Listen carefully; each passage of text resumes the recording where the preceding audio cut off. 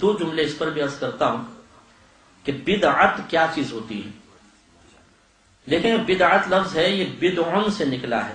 بدعن کا مطلب یہ ہوتا ہے کہ کسی چیز کو اس طرح بنانا کہ اس سے پہلے اس کا کوئی نمونہ یا مثال موجود نہ ہو. اس کو بدعت اسی لیے کہتے ہیں فعل کو یا عقیدے کو کہ ایسا فعل یا ایسا عقیدہ جس کی مثال پہلے کہیں نہ ملتی ہو. نیا عقیدہ، نیا عمل، نیا فعل، اس کو بدعت کہا جاتا ہے. تو یہ ایک بدعن کا معنی ہوتا ہے لغوی اعتبار سے. اور بدعت جو ہم شرعی اعتبار سے یا اصطلاحی اعتبار سے استعمال کرتے ہیں اس کا مطلب یہ ہوتا ہے کہ وہ عقیدہ، وہ قول، وہ فعل، وہ عمل کہ جو نبی کریم صلی اللہ علیہ وسلم کے دور کے بعد ہوا، اسے بدعت کہتے ہیں. جیسے کہ حضرت عمر فاروق رضی اللہ تعالی عنہ نے جب تراویح کی باقاعدہ جماعت قائم فرمائی تو آپ دیر سے تشریف لائے، دیکھا کہ جماعت ہو رہی تھی تو آپ کی زبان اقدس سے جملہ نکلا کہ نعمت البدعۃ ھذہ، یہ کیا ہی اچھی بدعت ہے. معلوم ہوا کہ ہر بدعت بری بھی نہیں ہے، تو نبی کریم کے دور کے بعد چونکہ شروع ہوا اس کو بدعت قرار دیا. اسی طرح سیدہ عائشہ صدیقہ رضی اللہ تعالیٰ عنہ کا فرمان ہے کہ نبی کریم صلی اللہ علیہ وسلم کے بعد جو سب سے پہلی بدعت لوگوں میں ظاہر ہوئی وہ ان کا پیٹ بھر کر کھانا ہے. اس کو بدعت قرار دیا. گویا کہ نبی کریم کے دور کے بعد جو کچھ شروع ہوگا اس کو بدعت کہا جائے گا. عمر فاروق رضی اللہ تعالیٰ عنہ کے قول سے ہی اشارہ مل گیا کہ ہر بدعت بری نہیں ہوتی. جو نیا قول، نیا فعل، نیا عمل، نیا عقیدہ قرآن و حدیث کے خلاف ہوگا وہ برا، اور جو قرآن و حدیث کے خلاف نہ ہو وہ برا نہیں ہوتا. اس کو بدعت حسنہ کہتے ہیں. یہ جو ہم میلاد مناتے ہیں بعض لوگ اس کو بدعت یوں قرار دیتے ہیں کہ آپ یہ بتائیے جس طریقے سے آپ یہ منا رہے ہیں، نعت خوانی اجتماعی طور پہ ہو رہی ہے، بیانات ہو رہے ہیں، مسجدیں سج رہی ہیں، جھنڈیاں لگائی جا رہی ہیں، جلوس نکالے جا رہے ہیں، کیا اس طرح نبی کریم نے کیا تھا؟ کیا ایسا صحابہ کرام نے کیا تھا؟ جواب ہوتا ہے کہ نہیں.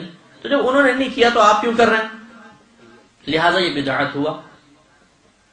تو یہ ایک صریح دھوکہ ہے جس کو آپ کو سمجھنا ہوگا اور اس چیز کو آپ ذہن میں محفوظ رکھیں.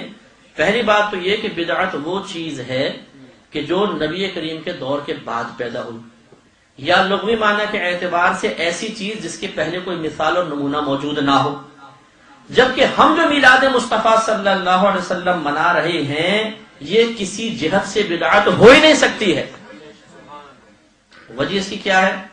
وجہ یہ ہے کہ دیکھیے جتنی ہم میلاد کے اندر چیزیں کرتے ہیں، ہم ایک مجموعے کو میلاد کہتے ہیں. مثلا نعت خوانی کرنا، نظم میں یا نثر میں نبی کریم صلی اللہ علیہ وسلم کے فضائل، آپ کے کمالات کا بیان کرنا، آپ کے مناقب بیان کرنا، پیدائش کے واقعات بیان کرنا، جلوس نکالنا اور جھنڈیاں وغیرہ لگانا، لنگر وغیرہ تقسیم کرنا، ان تمام کے مجموعے کو میلاد کہتے ہیں. یہ میلاد منا رہے ہیں. تو میں اکثر یہ عرض کرتا ہوں کہ پہلے کہ آپ میرے کوشچنز کا جواب دیں کہ بتائیے نمک کھانا جائز ہے کہ نہیں؟ مرچیں، گوشت، چاول، پیاز، ٹماٹر، گرم مسالہ جائز؟ جب ان کو ملا کے بریانی بنا لو تو ناجائز ہو جائے گا؟ جائز رہے گا. اسی طریقے سے ہم یہ بات یقیناً تسلیم کرتے ہیں کہ جس طرح اجتماعی اعتبار سے ان افعال کو ہم آج کر رہے ہیں ایسے اجتماعی طور پہ نبی کریم کے دور میں نہیں تھا. لیکن ان میں سے جس بھی چیز کو اٹھا کر دیکھ لیں گے اس کی مثال آپ کو سرکار کے دور کیا اس سے پہلے بھی آپ کو مل جائے گا. جیسا ہزاری صاحب فرما رہے تھے نا کہ ازل سے ہی نبی کریم کی میلاد بیان ہو رہی ہے، آپ کی آمد کے تذکرے ہو رہے ہیں. بالکل صحیح بات. اس لیے کہ کلام اللہ کی صفت ہے. جیسے اللہ کی ذات قدیم ہے اس کا کلام بھی قدیم ہے، اور اس کا کلام نبی کریم صلی اللہ علیہ وسلم کی مدح و ثنا اور آمد کے کلمات پر مشتمل ہے. لہذا کہا جا سکتا ہے کہ نبی کریم کا میلاد ازل سے ہی بیان ہو رہا ہے. تو یہ تمام چیزیں جو ہیں نبی کریم کے دور میں ثابت، صحابہ کرام کے دور میں ثابت. لہذا میرا اصل موضوع یہ نہیں ہے، میں ضمن ایک بات آپ کو عرض کر رہا ہوں. تو یہ بدعت نہیں ہے. اور یہ بھی یاد رکھیے گا کہ یہ اعتراض ہی غلط ہے کہ کیا نبی کریم نے کیا تھا، کیا صحابہ کرام نے کیا تھا؟ اگر نہیں کیا تو آپ کیوں کرتے؟ ہم یہ سوال کرتے ہیں کہ کیا نبی کریم صلی اللہ علیہ وسلم نے بریانی کھائی تھی، پلاؤ کھایا تھا، زردہ کھایا تھا، چاکلیٹ کھائی تھی، آپ نے گاڑی میں سفر کیا تھا، آپ نے کبھی مائک پر بیان کیا، کبھی صحابہ نے اسپیکر کی آواز پر نبی کریم کا بیان سنا؟ کیا اس طرح قالین مسجدوں میں بچھائے گئے تھے؟ کیا مسجدوں میں گنبد اور مینار بنائے گئے تھے؟ کیا نمازوں کی جماعت کے لیے اوقات مخصوص کیے گئے تھے؟ کیا نبی کریم صلی اللہ علیہ وسلم نے اصحاب صفہ کو علم دین سکھانے کے لیے درجہ بندی مقرر کی تھی کہ پہلے یہ کتابیں پڑھنی ہے پہلے سال میں، دوسرے سال میں یہ، تیسرے سال میں یہ، چوتھے، پانچویں، چھٹے، ساتویں، آٹھویں سال میں یہ، اور اس وقت ختم بخاری ہوگا، اس وقت میری حدیثیں ختم ہوں گی تو تمہارے دستار باندھی جائے گی؟ کیا یہ سب اس زمانے میں تھا؟ نہیں، اس دور میں ہے۔ جب یہ سب جائز ہے تو صرف میلاد مصطفیٰ ناجائز کیسے ہو سکتا ہے؟